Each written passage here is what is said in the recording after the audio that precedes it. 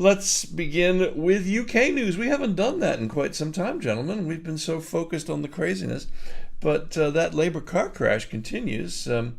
We have Tom Watson with his Trotskyite interview to The Guardian. He's saying that Trotsky entryists were manipulating younger supporters, and Corbyn's team, of course, called him a conspiracy theorist. And this has really upset the uneasy peace between Tom Watson, deputy leader, and Jeremy Corbyn. They're sending each other letters. Well, he's sending him letters. They communicate by letter now, apparently. Strong letter to follow. Yeah. Send. Yeah. Oh dear, it's amazing actually, because I said it before last week, I think, but there's this program about the 80s presented by Dominic Sandbrook, and the parallels are so stark because it was a Michael's foot then. That it was big meetings of supporters, all men incidentally. And that was the longest suicide note in history in the 1983 election, supposedly. And the parallels now are amazing, really. You have a woman prime minister again. Yes, and true, on the Tory side, I mean, it's Margaret Thatcher. That's true. It's Margaret Thatcher all over again. Only she's quiet about it, but still. I suppose the sort of it's all serious points, but the point about this sort of Trotskyite entryism is it has this parallels, doesn't it, with militant from back in the 1980s, which tried to infiltrate certain wings and certain constituencies. Liverpool, I think, was the main one where they were there, and there are people who were banned from being members of the Labour Party, and now suddenly finding their way back in, whether it's the Socialist Party or the Alliance for the Workers' Liberty leaders are now talking about a sort of affiliated membership. And Jeremy Corbyn back in the day was very much part of these militant groups, or he was actually an organising member, wasn't he? So I mean we're talking about really small numbers here, but I think that the sort of whiff of this, no matter how small the numbers are and how much it really is a bit of a smokescreen, the fact that Tom Watson has come out and said something against this so publicly. I mean, I don't really know what the strategy is here. I mean, I don't know what the strategy is with the Labour Party for the last 6 months, to be honest with you. But are they? I mean, I don't think that this is going to undermine Corbyn's vote in the leadership election. So, Tom Watson will have to go as deputy leader if Corbyn wins.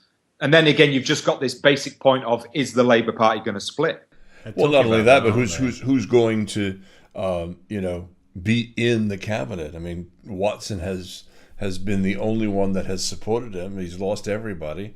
So who do you put into the shadow cabinet position? Well, he can't fill the shadow cabinet posts at the moment, can he? No, he yeah, can't. they're talking about bringing back the elections to the shadow cabinet, and also because I read Corbyn's. People are talking about Tom Watson's position is untenable if Corbyn wins, and he will certainly win. He will most certainly win.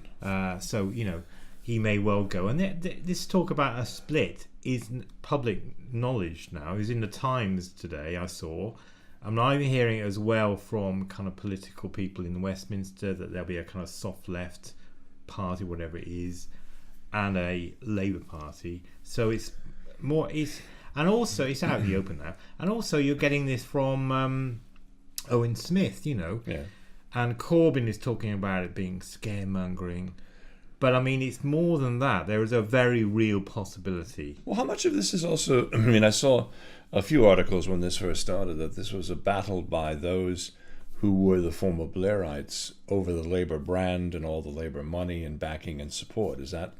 Oh, yeah.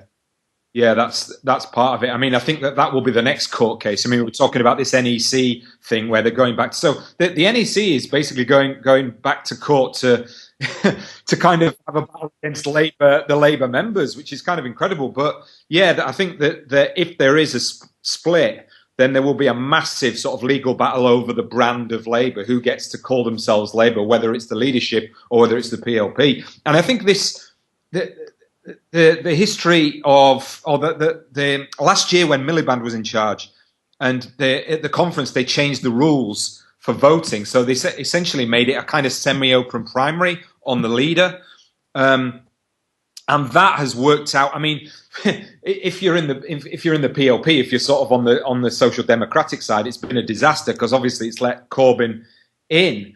But again, from their point of view, it's saying, well, we're in this time now where we need to give the voters more of a vote. But it's been a disaster in terms of the relationship between a parliamentary system and members having more control over their parties. So they're going to have to rearrange that somehow, but they're not going to do it at this conference because obviously Corbyn has the backing of the membership and it's working out for him.